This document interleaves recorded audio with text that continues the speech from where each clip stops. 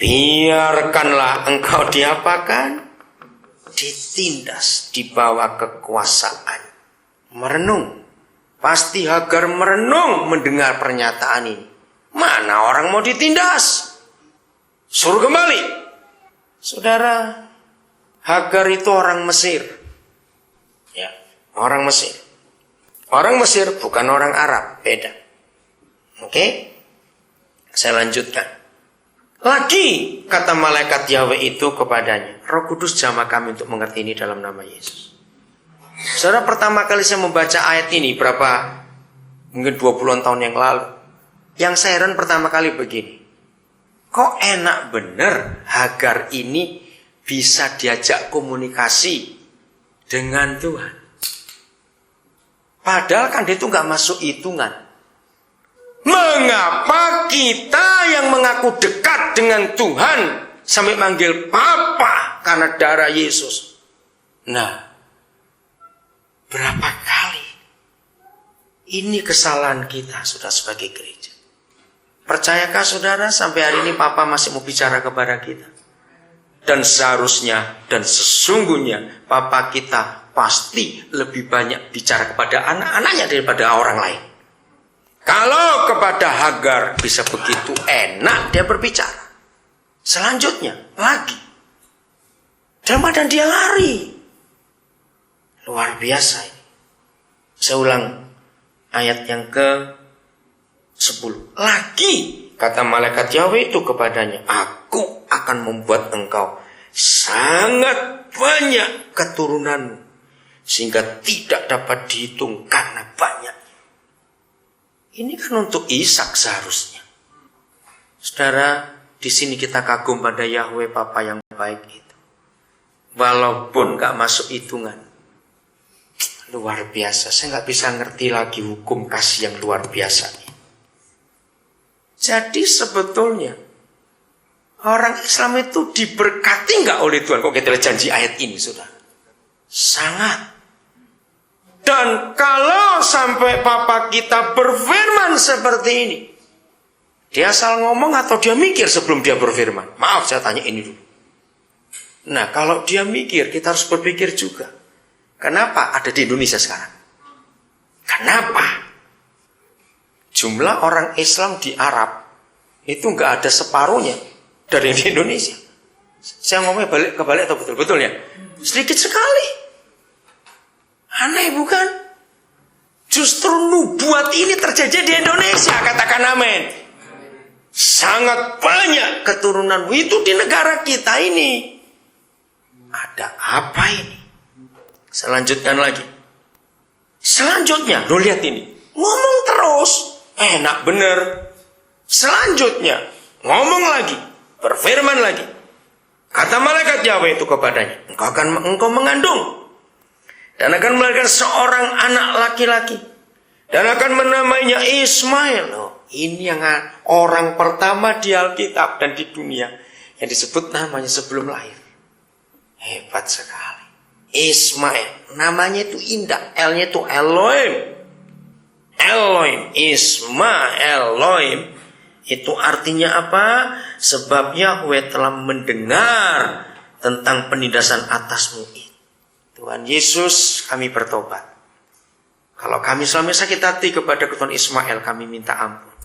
Hari ini biar grafirat darah Yesus menyucikan kami, supaya kami bisa menerima mereka dalam nama Yesus. Saudara, nanti kita akan temukan di kitab Roma tentang hubungan ini. Tapi ini dia ayat 12. Seorang laki-laki yang lakunya seperti keledai liar. Demikianlah nanti anak itu tangannya akan melawan tiap-tiap orang. Lihat sekarang keadaannya, betul sekali firman ini bukan? Dan tangan tiap-tiap orang akan melawan dia. Woi, ini terjadi. Dan di tempat kediamannya ia akan menantang semua saudaranya. Dan ini ada di Indonesia ini, saudara. Ini ada di sini. Lihat, ayat ini luar biasa. Kemudian Hagar menamakan Yahweh yang telah berfirman kepadanya itu dengan sebutan Engkaulah El Roy. Nama yang luar biasa. Artinya apa? Mari kita lihat. Sebab kata Hagar, bukankah di sini kulihat dia yang telah melihat aku. Mari kita jujur pada diri kita sendiri. Sekristen-kristennya kita. Pernah nggak kita pernah jumpa dia yang melihat kita? Di sini aku telah melihat dia yang telah melihat aku. Begitu dekatnya Hagar ini. Sebab itu sumur tadi di sebagian orang sumur Lahairoi. Letaknya antara Kades dan Beret. Saudara, lalu Hagar melahirkan seorang anak laki-laki bagi Abram. Dan Abram menamai anak yang dilahirkan Hagar itu Ismail. Dan seterusnya kita nggak baca. Sekarang lanjut pasal yang ke-21. Kita akan lihat kenapa Indonesia. Ada apa ini? Ayat yang ke-14 mulai. Keesokan harinya, pagi-pagi Abraham mengambil roti serta sekirbat air dan memberikannya kepada Hagar. Ia meletakkan itu setelah ribut dengan istrinya dengan Sarah. Ribut besar. Beserta anaknya di atas bahu Hagar. Kemudian disuruhnya perempuan itu pergi. Maka pergilah Hagar dan mengembara di padang gurun Berseba.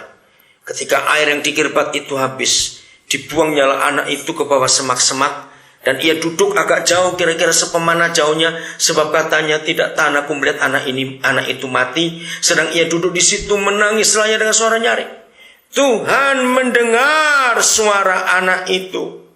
Dalam buku Here Come Ismail, Faisal Malik membahas ayat ini banyak sekali.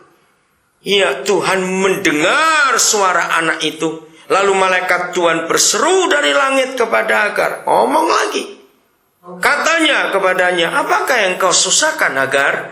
Janganlah takut, sebab Tuhan telah mendengar suara anak itu dari tempat ia terbaring. Dalam buku itu Faisal Malik berkata begini. Sekarang bukan Tuhan yang menjawab seruan anak itu, tapi gereja harus menjawab. Sampai hari ini mereka masih berseru. Saudara, itu sebabnya kenapa semua kesaksian dari mulai Pak Yusuf Roni sampai yang sekarang ini, siapapun juga. Kenapa mereka selalu berkata, kami itu haus karena ayat ini. Jadi ketika mereka berseru karena haus, harusnya gereja datang membawa air itu untuk mereka. Tapi setan menghalangi dengan kelakuannya itu tadi yang di pasal 16 itu tadi. Nah, secara jujur-jujuran saja, ngapain kita ngasih minum orang kayak begitu? Maaf kalau saya berkata kalimat ini, bukan? Tapi bukankah kita Roma 12 berkata, beri minum musuhmu yang haus, beri makan kalau musuhmu lapar. Mereka akan jumpa penyelamatnya justru lewat kita, saudara. Dengan iman Faisal Malik berkata seperti itu. Karena ayat ini. Jadi Papa itu mendengar. Jangan takut, sebab Tuhan telah mendengar suara anak itu dari tempat dia berbaring. Bangunlah, angkatlah anak itu dan bimbinglah dia, sebab aku akan membuat dia menjadi bangsa yang besar. Lagi sekali, ternyata bangsa besar itu ada di Indonesia. Maka jawabannya, ada apa Indonesia di mata Tuhan? Jawabannya, ya karena ada bangsa besar itu tadi yang akan merubah dunia ini. Wow, hebat sekali ini. Itu enggak kebetulan Pak Yusuf kok tiba-tiba berapa bulan lalu mulai terbuka pintu itu karena ayat ini. Belum selesai, saudara. Lalu Tuhan membuka mata Hagar sehingga ia melihat sebuah sumur. Ia pergi mengisi kirbatnya dengan air, kemudian diberinya anak itu minum. Tuhan menyertai anak itu. Saya percaya sampai hari ini.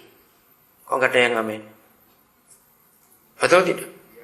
Sampai hari ini Papa kita masih menyertai mereka. Saya percaya.